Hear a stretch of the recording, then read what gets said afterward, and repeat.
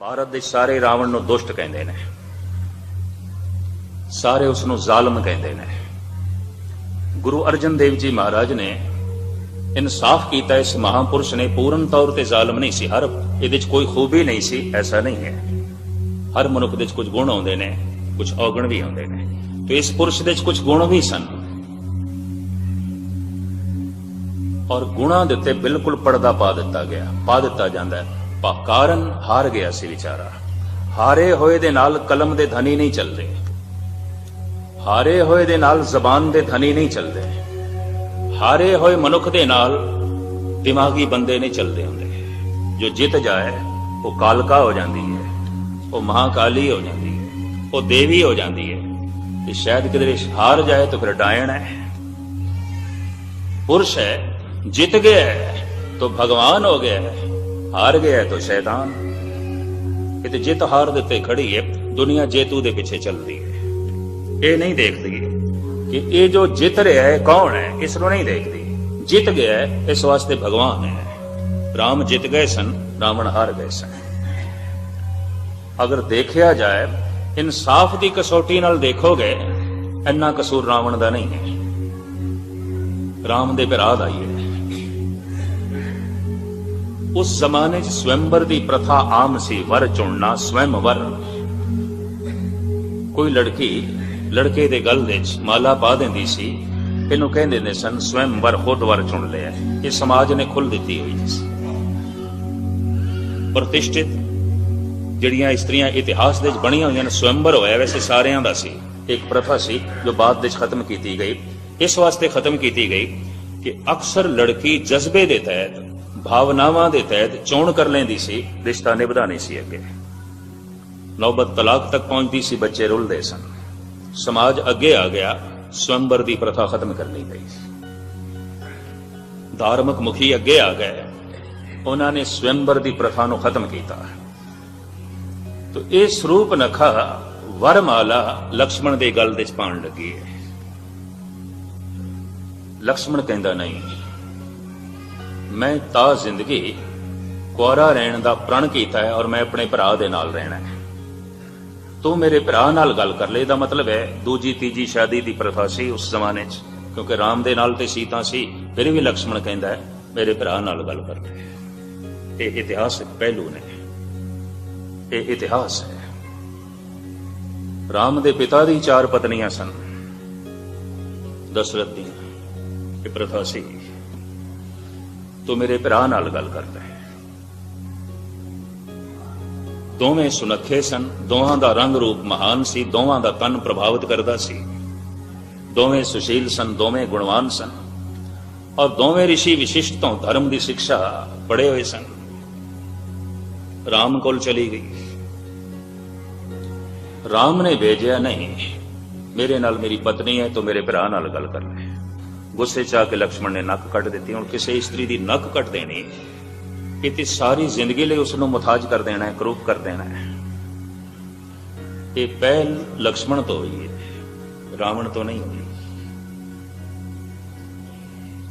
किसी आम साधारण मनुख के भैन दे नाल इस तरह का व्यवहार होवे, शायद वह भी बदले की भावना च आ जाएगा। पर वो तो राजे की भैन सी, रावण की, लंकेश की, बड़ा शक्तिशाली, बड़ा ताकतवर। महाराज की बाणी कहती है, चंद सूरज जाके तपद रसोई। अज सूरज दियां किरणां नाल चुल्हे जलन लगे ने, पर रावण के जमाने च उदों इस तरह सी। चंद सूरज जाके तपद रसोई, रसोई दे चुल्हे जलदे सन सूरज दियां किरणां नाल, लकड़ां नहीं बलदियां सन। पता नहीं किस ढंग नाल उसने चुल्हे बनाए। उस जमाने सौर ऊर्जा, सूरज की रोशनी, सूरज की अग्नि तो कम लिया इस रावण ने। इसका मतलब है लंका इतनी उन्नत सी, रावण इतना अगे वध गया सी। और उसने महल दे उत्ते सोना चाड़िया होया सी, कहंदे सोने की लंका। शिव जी का उपासक सी पक्का। चारे वेद उसनों जबानी कंठ सन, और बिना मन की एकाग्रता तो कंठ नहीं हो सकते। कई लोग मेरे को पूछते हैं, गहनी जी कोई खुराक ऐसी हो जिहदे नाल बाणी कंठ होवे? मैं कोई खुराक नहीं है, मन की एकाग्रता नाल कंठ होंदी है, किसी खुराक नाल नहीं होंदी। हो सकता है कोई डॉक्टर मेरे नाल सहमत होवे भावें ना होवे, वो गल वखरी। यादाश्त शक्ति का ताल्लुक मन की एकाग्रता नाल है, किसी भी खुराक नाल नहीं है। ये भी महर्ज कर मन की एकाग्रता नाल है। सारी जिंदगी जाप साहब पे पढ़ते हैं, बुढ़े हो गए, जबानी कंठ कोई नहीं है। उन्होंने चारे वेद जबानी कंठ सन, जबानी पाठ करता सी रावण। इसका मतलब है बिना मन की एकाग्रता तो यह नहीं हो सकता, उसका मन एकाग्र से। शिव जी का उपासक से और मामूली उपासक नहीं सी। एक दिन उसने कह दिता, ऐ भगवन इस सिर दे ते आशीर्वाद का हाथ रखो, नहीं तो इस शीश की मैनू लोड़ नहीं है। शीश कट के अगों रख देता है। गुरु गोबिंद सिंह जी महाराज ने 5 सिरां की मंग की है, और जैसे मंग की अद्धे तो उंज भज गए सन। तो ये गुरु नूं की हो गया? अद्धियां दे अद्धे माता जी कोल चले गए, भी लाल जी नूं की हो गया? सिर मंगण लग पैन बंदियां दे। और जेड़े उत्थे बैठे हुए सन, सहमे हुए सन, ये तो खुशकिस्मती 5 तैयार हो गए वारी वारी। पर सतगुरु ने मंग की है, तां शिव जी ने मंग नहीं की थी। राम शीस वेट जो है, रावण शीस वेट करता है। हद हो गई। इन्ना प्यार शिव जी नाल, इतना कुर्बान जा रहा है शिव जी तो, इतना सदके जा रहा है, और इतनी उसकी भक्ति। शीस कट के अगों रखता है। धन गुरु अर्जन देव जी महाराज उसके इस त्याग नूं, इस बलिदान नूं अपनियां 2 पंक्तियां दे बयान करते हैं। चौबोले महला 5वां। सम्मन जो इस प्रेम की, दम के होती साठ, रावण होते सो रंक ने, जिन सिर दीने काट। ऐ धन संपदा दे मालिक, जी प्रेम दा सौदा, आशीर्वाद दा सौदा माया दी दमड़ियां नाल आउंदा, तो रावण कोई भिखारी नहीं सी, राजा सी। अथाह सोना रख के आशीर्वाद ले सकता सी, पर उसने शीस भेंट किया है। सम्मन जो इस प्रेम की, चौबोले महला 5वां। ये बाणी है, उस बाणी का नाम है चौबोले। सम्मन जो इस प्रेम की, दम के होती साठ, रावण होते सो रंक ने, जिन सिर दीने काट। रावण कोई भिखारी नहीं सी, उन्हें अपना शीश कट के अगों रखे। उन्होंने पता सी कि रब्बी पुरुषां दा आशीर्वाद माया दी दमड़ियां नाल नहीं मिलता। ते जे माया दी दमड़ियां नाल जो आशीर्वाद दे देंदा है, ਉਹਦੇ आशीर्वाद की भी उतनी ही कीमत है जितनी उस माया दी। इस तो ज्यादा कुछ भी नहीं है। ये भी महर्ज करते हैं। वो आशीर्वाद उतना ही है जितनी माया है, बाकी कुछ भी नहीं है, कुछ भी नहीं है। सम्मन जो इस प्रेम की, दम के होती साठ, रावण होते सो रंक ने, जिन सिर दीने काट। हुण शिव जी का आशीर्वाद प्राप्त, 4 वेद जबानी कंठ ने, महाशक्तिशाली है, बड़ा ताकतवर है। हारिया क्यों? हारदा की कारण? कहते भिरा बागी हो गया। भिरा ने सारे भेद दस दिते राम नूं, विभीषण। भिरा बागी हो गया, भिरा गद्दार हो गया। जद भी कोई कौम हारदी है, भरावां करके हारदी है। जद भी कोई देश हारदा है, यकीन जानो अपने करके हारदा है। अक्सर सारी दुनिया के इतिहास पढ़ के देख लेना, कोई ना कोई अपने विचों रस्ता दस देंदा है, इंज हो जाता है। हिंदुस्तान दे एक कहावत मशहूर हो गई, घर का बेदी लंका डाले। सारी लंका तबाह हो गई सिर्फ विभीषण करके। रावण हार जाए सवाल ही नहीं पैदा होता। सारे राज दस दिते विभीषण ने रावण, इंज जित सकता है। तो हो गई जित। मूर्छत होके रावण गिरे है, सैकड़े बाण उसनों शरीर विच लगे ने, खून वग रहा है। कहते राम दे मुंह आह निकल गई जैसे पश्चाताप। और पता उसने लक्ष्मण नूं की आख्या, लक्ष्मण एक बहुत कीमती मनुख उसनों असीं जमीन ते गिरा दिता है। मैं थोड़े सामने इतिहास के पन्ने पे रखदा। ਇਹ ਲਕਸ਼ਮਣ ਇੱਕ ਬਹੁਤ ਕੀਮਤੀ ਮਨੁੱਖ ਅਸੀਂ ਜ਼ਮੀਨ ਤੇ ਗਿਰਾ ਦਿੱਤਾ ਹੈ ਔਰ ਇਸ ਦੇ ਆਖਰੀ ਪ੍ਰਾਣ ਨਿਕਲਣ ਇਹ ਲਕਸ਼ਮਣ ਤੂੰ ਜਾ, ਇਸ ਦੇ ਕੋਲ ਕੋਈ ਕੀਮਤੀ ਗਿਆਨ ਦੀ ਗੱਲ ਸਿੱਖ ਲੈ। ਮੈਂ ਇਹਨਾਂ 10-15 ਸਾਲਾਂ 'ਚ ਦੇਖੇ ਨੇ ਸਿੱਖਾਂ ਨੇ ਪਤਾ ਨਹੀਂ ਕਿਤਨੇ ਗਿਰਾ ਦਿੱਤੇ ਮਨੁੱਖ, ਜਿਨ੍ਹਾਂ ਕੋਲ ਦਿਲ ਦਿਮਾਗ ਸੀ, ਜਿਨ੍ਹਾਂ ਕੋਲ ਸੋਖ ਸ਼ਕਤੀ ਸੀ। ਕਿਸੇ ਤੇ ਇਲਜ਼ਾਮ ਲਾ ਕੇ ਗਿਰਾ ਦੋ, ਕਿਸੇ ਨੂੰ ਗਿਰਾ ਦੋ। ਗਿਰਾਣਾ ਤੇ ਆਸਾਨ ਹੈ। ਇੱਕ ਦਰਖਤ ਨੂੰ ਪੈਦਾ ਕਰਨ ਦੇ ਵਿੱਚ, ਫੁੱਲ ਫਲ ਤੱਕ ਅਪਣਾਉਣ ਦੇ ਵਿੱਚ 35-40 ਸਾਲ ਲੱਗ ਜਾਂਦੇ ਨੇ, ਉਹਨੂੰ ਕੱਟਦਿਆਂ ਕਿੰਨੀ ਦੇਰ ਲੱਗਦੀ ਹੈ? ਗੰਢੇਂਦਿਆਂ 6 ਮਾਹ, ਤੁਣੇਂਦਿਆਂ 1 ਖਿਣ। ਰਾਮ ਕਹਿੰਦੇ ਨੇ ਇਹ ਲਕਸ਼ਮਣ ਇੱਕ ਬਹੁਤ ਕੀਮਤੀ ਮਨੁੱਖ ਜ਼ਮੀਨ ਤੇ ਗਿਰ ਗਿਆ ਹੈ ਔਰ ਇਹ ਵਾਕਈ ਖਾਕ ਦੇ ਖਾਕ ਹੋ ਜਾਏ, ਇਸ ਤੋਂ ਪਹਿਲੇ ਇਹਦੇ ਤਨ ਦੇ ਜੋ ਚਾਨਣਾ ਹੈ, ਜੋ ਪ੍ਰਕਾਸ਼ ਹੈ, ਜੋ ਨੂਰ ਹੈ, ਜਾਂ ਤੂੰ ਭੱਜ ਕੇ ਜਾ ਇਹਦੇ ਕੋਲ ਲੈ। ਹੁਣ ਜਿਸ ਨਾਲ ਇਤਨਾ ਵੱਡਾ ਯੁੱਧ ਹੋਇਆ ਹੋਵੇ ਔਰ ਰਾਵਣ ਦੀ ਪਵਿੱਤਰਤਾ ਦੇ ਉੱਤੇ ਇੱਕ ਵੀ ਧੱਬਾ ਨਹੀਂ ਹੈ। ਸੀਤਾ ਨੂੰ ਉਸਨੇ ਸਿਰਫ ਕੈਦ ਰੱਖਿਆ ਹੈ, ਆਪਣੇ ਮਹਿਲਾਂ ਵਿੱਚ ਕੈਦ ਨਹੀਂ ਰੱਖਿਆ, ਅਸ਼ੋਕ ਵਾਟਕਾ ਦੇ ਵਿੱਚ, ਆਪਣੇ ਮਹਿਲਾਂ ਤੋਂ ਬਹੁਤ ਦੂਰ ਬਾਹਰ। ਇਹ ਉਸਦੇ ਉੱਚੇ ਇਖਲਾਕ ਦੀ ਨਿਸ਼ਾਨੀ ਹੈ, ਇਸ ਦੇ ਬ੍ਰਾਹਮਣ ਹੋਣ ਦੀ ਨਿਸ਼ਾਨੀ। ਚੁੱਕ ਕੇ ਕਿਉਂ ਲੈ ਆਇਆ? ਉਹਨੇ ਐਲਾਨੀਆ ਕਿਹਾ ਸੀ ਤੇ ਮੇਰੀ ਭੈਣ ਦੀ ਨੱਕ ਨਹੀਂ ਕੱਟੀ, ਮੇਰੀ ਨੱਕ ਕੱਟੀ ਗਈ ਹੈ ਤੇ ਮੈਂ ਹੁਣ ਰਾਮ ਦੀ ਨੱਕ ਕੱਟਾਂਗਾ। ਕਿਸੇ ਦੀ ਪਤਨੀ ਚੁੱਕ ਕੇ ਲਿਆਣਾ, ਅਗਲੇ ਦੀ ਨੱਕ ਕੱਟਣੀ, ਹੋਰ ਕੀ? ਇਸ ਤਰ੍ਹਾਂ ਦੀ ਗੱਲ। ਔਰ ਲਾਲਾ ਦੌਲਤ ਰਾਏ ਕਹਿੰਦਾ ਹੈ ਇਸ ਬਹੁਤ ਵੱਡੀ ਜੰਗ, ਭਯੰਕਰ ਯੁੱਧ ਦਾ ਕਾਰਨ 2 ਇਸਤਰੀਆਂ ਨੇ, ਇੱਕ ਸਰੂਪ ਨੱਖਾ, ਇੱਕ ਸੀਤਾ। ਇਹਨਾਂ ਦੋਵਾਂ ਨੂੰ ਇੱਕ ਪਾਸੇ ਕਰਦੇ ਯੁੱਧ ਨਹੀਂ ਹੋਣਾ ਸੀ, ਇਹ ਜੰਗ ਨਹੀਂ ਹੋਣਾ ਸੀ। ਰਾਮ ਨੂੰ ਕੋਈ ਲੋੜ ਨਹੀਂ ਸੀ ਰਾਵਣ ਨਾਲ ਲੜਨ ਦੀ, ਤੇ ਰਾਵਣ ਕੋਈ ਦੁਸ਼ਟ ਨਹੀਂ ਸੀ, ਇਸ ਵਾਸਤੇ ਦੁਸ਼ਟ ਹੋ ਗਿਆ, ਉਹ ਸੀਤਾ ਨੂੰ ਚੁੱਕ ਲੈ ਗਿਆ।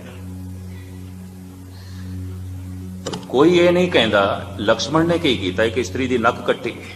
ਕਿਆ ਉਹ ਇਸ ਇਲਜ਼ਾਮ ਦੇ ਚ ਨਹੀਂ ਆਉਂਦਾ ਜਿਹੜਾ ਇਲਜ਼ਾਮ ਰਾਵਣ ਤੇ ਲਾਇਆ ਜਾ ਰਿਹਾ ਹੈ? ਪਰ ਉਹ ਤੇ ਜਿੱਤ ਗਿਆ ਹੈ। ਜਿੱਤਿਆ ਭਗਵਾਨ ਹੋ ਜਾਂਦਾ, ਹਾਰਿਆ ਸ਼ੈਤਾਨ ਹੋ ਜਾਂਦਾ ਹੈ, ਹੋਰ ਕੀ ਹੈ? ਇਹ ਤੇ ਸਾਫ਼ ਹੈ। ਜਿੱਤਿਆ ਭਗਵਾਨ ਹੋ ਜਾਂਦਾ ਹੈ, ਹਾਰਿਆ ਸ਼ੈਤਾਨ ਹੋ ਜਾਂਦਾ ਹੈ।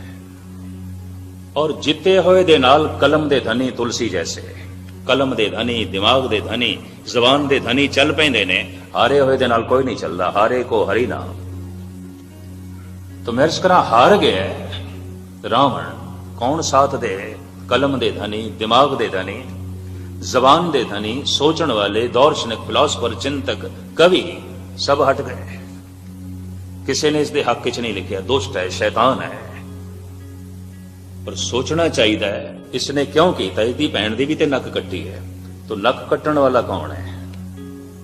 अगर सीता नूं चुक के लियाण वाला शैतान है तो नक कट्टण वाला कौन है? और वो भी किसी स्त्री की अबला दी, और वो भी कोई बहुत बड़ा कसूर नहीं, कोई कसूर नहीं। उस जमाने की प्रथा सी, उस जमाने का रिवाज सी स्वयंवर का। वो तो वरमाला पहनाण लगी, उसकी नक कट लेगी। ये तो बहुत बड़ा द्रोह है, ये तो बहुत बड़ा जुल्म है। पर नहीं आखांगे जालिम, क्योंकि जित गए ने। जो जित जाए वो भगवान हो जाता है, जो हार जाए वो शैतान हो जाता है। एक सही है। जेड़े गुण राम दे च ने उतने गुण रावण दे च भी ने। धार्मिक है राम, धार्मिक है रावण। विशिष्ट कोल पढ़े ने राम, पाठी ने अच्छे, नाम जपण वाले ने, रसिक ने, ईश्वर नूं मनण वाले ने, पर यह भी नास्तिक नहीं है। शिव जी का उपासक है, चारे वेद उसनूं जबानी कंठ ने। धार्मिक तौर पर दोहां का कोई मतभेद भी नहीं, घरेलू झगड़ा है, यह भी मैं अर्ज करते हैं। 2 इस्त्रियां ने एक पासे करते हुए जंग नहीं होनी सी, लाला दौलत राय ने ऐसा ही लिखे है। तो खैर मुख्तसर मैं अर्ज करा, राम कहते ने ए लक्ष्मण बड़ा कीमती मनुख जा रहा है, गिर गया है। असी जिस इंसान को जमीन ते गिराया है, ये मामूली पद्धर का नहीं है, बहुत महान इंसान है।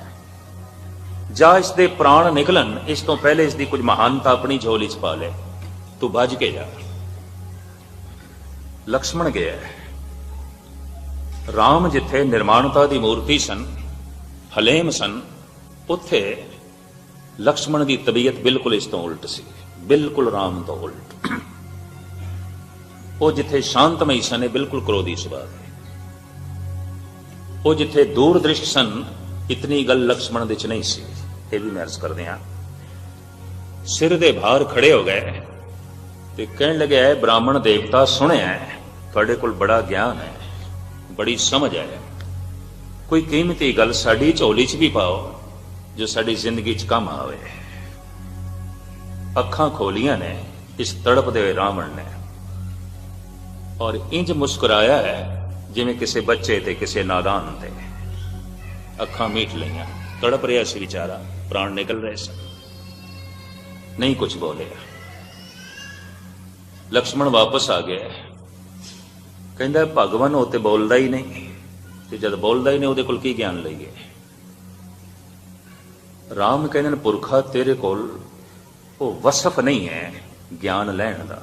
जिस दे कोल ज्ञान लईदा है उहदे सिर दे भार नहीं खड़े होईदा, जा उसदे कदमां दे खड़ा हो ते हथ जोड़ के ज्ञान दी मंग कर। हुण जिस दे कदमां दे राम अपने भरा नूं खड़ा करना चाहते ने, यकीन जानो मनुख कोई मामूली पद्धर दा नहीं हो सकता, बड़ा कीमती मनुख, वकत दा कीमती इंसान है। कदमां दे खड़ा होया लक्ष्मण और कहंदा हथ जोड़ के, ऐ ब्राह्मण देवता, जो जिंदगी का कीमती अनुभव है इस आखिरी समय साड़ी झोली च पाओ। रावण के नेत्र खुले ने बोले, ऐ लक्ष्मण हुण तैनूं लैण दी ढंग आया है, हुण तैनूं प्राप्त करन दा ढंग आया है। सुन, मनुख की जिंदगी दे कल कतई नहीं आउंदा। जो जरूरी काम होवे उसनूं हमेशा ही अज कर लेना चाहिए है, मुलतवी नहीं करना चाहिए, कल ते नहीं सुटना चाहिए, पोस्टपोन नहीं करना चाहिए। मनुख अक्सर जब चंगियाइयां नूं कल ते सुट देंदा है, उहदी जिंदगी च कदी चंगियाई फलीभूत भी नहीं हो सकती, नेकियां फलीभूत भी नहीं हो सकदियां। इतना कीमती ज्ञान है मरदियां होइयां भी दे रहा है रावण। हिंदुस्तानियों के अचेतन मन दे एहसास है, जद भी साल दे साल रावण नूं जलांदे ने ना, उस तो पहले वो जिहड़ा स्वरूप बना के लियादे ना राम ते लक्ष्मण दा, वो रावण की परिक्रमा करता है। शायद थोड़े च किसी ने देखा हो, पहले परिक्रमा करते हैं, सजदा करते हैं, और सारा दिन भी हिंदू लोग मत्था टेकते हैं। भाई हद हो गई, एक पासे तो इसका पुतला जलाना है, इसकी बेइज्जती करनी है, फिर मत्था टेकने का की मतलब, क्यों मत्था टेकते हो? सारा दिन परिक्रमा पे कर दो, सारा दिन मत्था पे टेक दो। अचेतन मन दे ये ख्याल है कि बंदा ते भगवान की तरह सी, फिर इतनी बेइज्जती क्यों कर रहे हो? साल दे साल उसनूं जला क्यों रहे हो, फूक क्यों रहे हो, उसका पुतला क्यों जला रहे हो? हार गया। हारना ही शैतानियत है, जित जाना ही भगवान।